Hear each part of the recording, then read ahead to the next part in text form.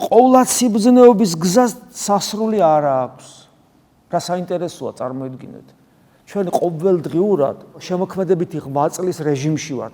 ქრისტიანის ცხოვრება უაღრესად საინტერესოა. აი თუ დააკვირდებით საკუთარ თავს და თუ თქვენ ყოველწამიერად ღვთისძიების რეჟიმში ხართ, აღმოაჩენთ, რომ ერთი დილა მეორე დილას არ გავს, ერთი საღამო მეორე საღამოს არ გავს, დილა საღამო ერთმანეთს არ გავს. ყოველი ღამე საინტერესოა, ღამეც საინტერესოა, გათენება საინტერესოა, დაღამება საინტერესოა, ჭამის წინ ყოფნა საინტერესოა, ჭამის შემდგომი ყოფნა საინტერესოა, ყოველი სახარების ხელში აღება მთელი სამყაროა, განახლებული სამყაროა, ყოველი წირვაზე დგომა საერთოდ სხვა რამეა.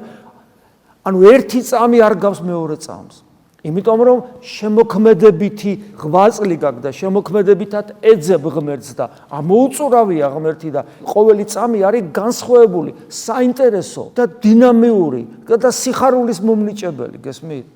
და ძალიან საინტერესოა ქრისტიანის ცხოვრება და ყოვლად სიბრძნეობის გზას სასრული არ აქვს, იგი უფრო და უფრო ზემოთ აღიწევა, სანამ თავის მიმდევარს ღმერთთან ერთობაში არ მიიყვანს. მისი მახასიათებელიც ისაა, რომ იგი უსაზღვრო და მიუწვდომელია, რადგან ყოვლად სიბრძნე თავად ღმერთი არას თავიდანვე გითხარით.